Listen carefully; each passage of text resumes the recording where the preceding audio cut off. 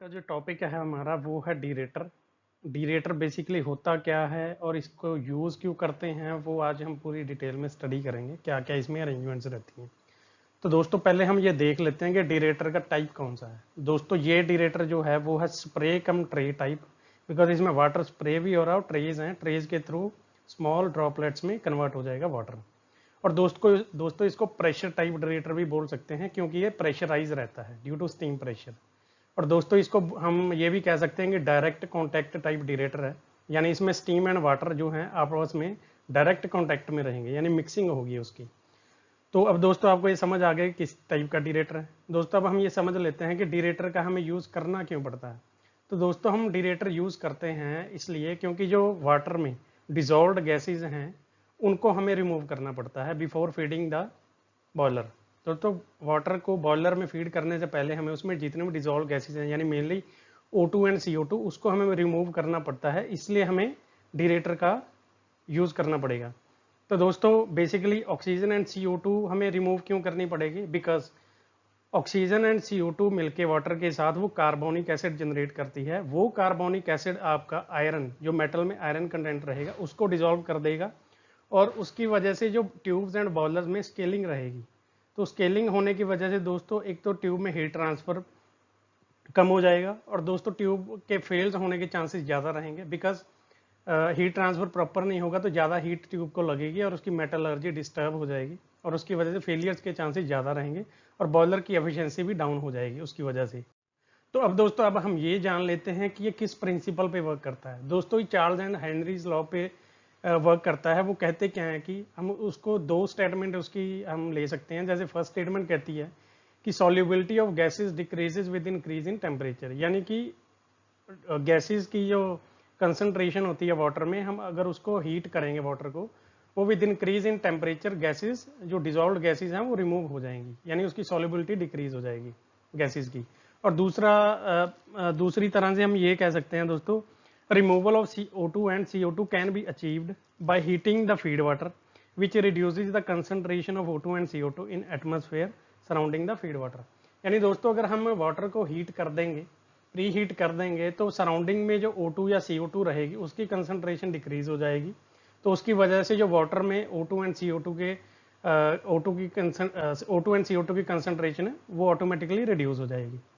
तो दोस्तों जो ये डीरेटर हम डिस्कस करेंगे, प्रेशर टाइप डीरेटर, वो जो O2 की कंसंट्रेशन है वो रिड्यूस कर देगा 0.005 मिलीग्राम पर लीटर तक।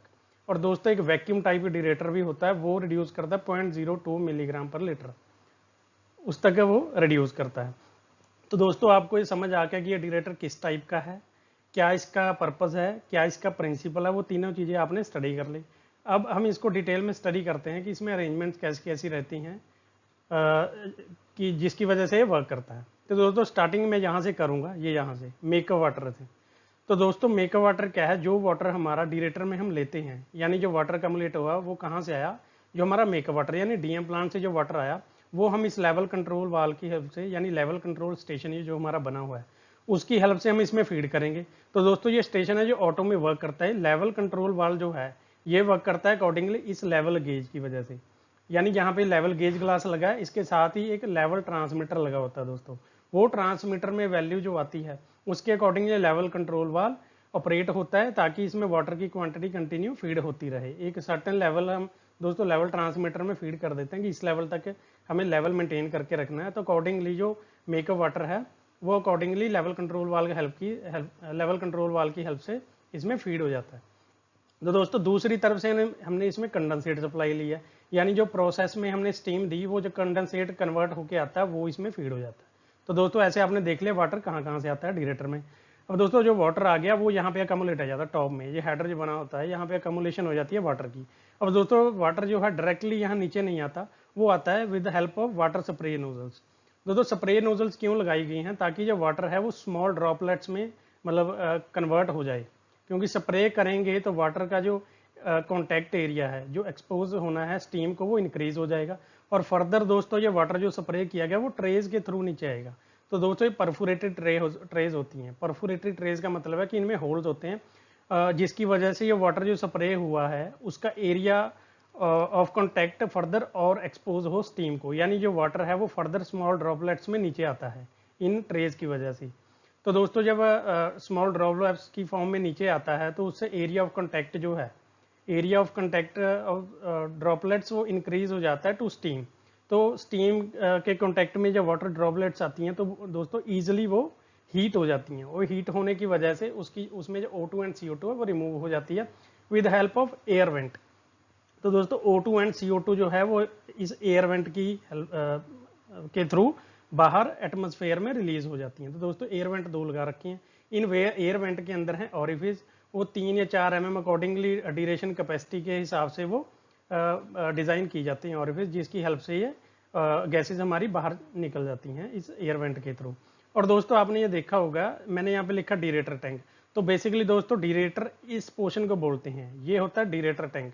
जो बेसिकली डीएरेशन हमारी होती है वो इस एरिया में होती है, और नीचे जो टैंक दिया हो वो है स्टोरेज टैंक, यानी यहाँ पे जो वाटर ऊपर से आया वो स्टोर हो जाएगा। तो दोस्तों आपको समझ आ गया कि यहाँ पे बेसिकली होता क्या है, वाटर स्प्रे हुआ, स्मॉल ड्रॉपलेट्स में कन्वर्ट हुआ, उन ड्रॉपलेट्स की वजह से area of contact to steam increase हो गया, जिसकी हेल्प से जो हमारी फीड वाटर है बड़े इजीली प्री हीट हो जाता है। तो दोस्तों वाटर अब यहाँ पे अकोमोडेट हो गया इस लेवल तक। तो दोस्तों अब ये जो स्टीम आई है उसकी अरेंजमेंट पीछे देख लेते हैं। तो दोस्तों ये स्टीम जो आई है वो आती है हमारी लो प्रेशर हेडर, यानी एक पर्टिकुलर प्रेशर पे जहाँ पीछे स्टीम अकोमोडेट होती है वहाँ से स्टीम आएगी। इस स्टीम को कंट्रोल किया जाएगा इस प्रेशर कंट्रोल स्टेशन की हेल्प से, यानी एक प्रेशर कंट्रोल वाल यहाँ पे लगा होगा। वो प्रेशर कंट्रोल वाल अकॉर्डिंगली स्टीम प्रोवाइड करेगा हमें इस मेन जो स्टीम है। पर दोस्तों इस मेन स्टीम में स्टीम लेने से पहले हम डीरेटर में स्टीम देते हैं इस इनिशियल हीटिंग लाइन की हेल्प से। तो दोस्तों ये लिखा हुआ इनिशियल हीटिंग लाइन, यानी ये इनिशियल हीटिंग लाइन क्यों दी जाती है दोस्तों, डायरेक्टली हम स्टीम देने से पहले डीरेटर में हम इस इनिशियल हीटिंग लाइन जो एक हेडर की फॉर्म में डीरेटर में होती है, तो दोस्तों बॉटम में डीरेटर के एक हेडर टाइप बना होता है इस इनिशियल हीटिंग लाइन का, जिसमें स्टीम आती है इस यहाँ से, और स्टीम जो है होल्स के थ्रू यूनिफॉर्मली इस वाटर को प्री हीट कर देती है, जिसकी वजह से जो हैमरिंग के चार्जेस दोस्तों एकदम जब हम स्टीम इस लाइन में छोड़ेंगे तो उससे हैमरिंग बहुत ज़्यादा होगी, क्योंकि जो फ्लो रहेगा वो बहुत ज़्यादा रहेगा। और दोस्तों इस हेडर की हेल्प से जब जो वाटर है ऑलरेडी यहाँ प्रेजेंट है डीरेटर में, इनिशियली यूनिफॉर्मली प्री हीट हो जाता है, उसकी वजह से जो हैमरिंग के चांसेस कम रहते हैं और वाटर जल्दी प्री हीट होता है। तो दोस्तों ऐसे ही इनिशियल हीटिंग लाइन इस वाटर को प्री हीट कर देगी, और फिर इस कंट्रोल स्टेशन को हम लाइन में लेंगे, यानी प्रेशर कंट्रोल वाल को ऑटो में डाल देंगे। उसको ऑटो में डालने का पर्पस दोस्तों क्या है कि ये डीरेटर जो है पर्टिकुलर प्रेशर पे डिजाइन होता है, यानी उस पर्टिकुलर प्रेशर के अकॉर्डिंग इस डीरेटर को पर्टिकुलर टेम्परेचर के पर डिजाइन किया जाता है। तो दोस्तों वो प्रेशर की सेटिंग इसमें डाल दी जाती है, वो प्रेशर की सेटिंग के अकॉर्डिंगली ये प्रेशर कंट्रोल वाल इसमें स्टीम फीड करता है, तो फर्दर जो वाटर यहाँ से आएगा उसको प्रीहीट करता है बाय सप्लाइंग स्टीम। तो दोस्तों ऐसे ये स्टीम लाइंस जो हैं स्टीम सप्लाई करके वाटर को प्री हीट कर देंगी। तो दोस्तों 2 अरेंजमेंट्स है, और बाकी अरेंजमेंट्स दोस्तों देख लेते हैं इनमें होता क्या क्या है डीरेटर में और क्या हमने लगाया होता।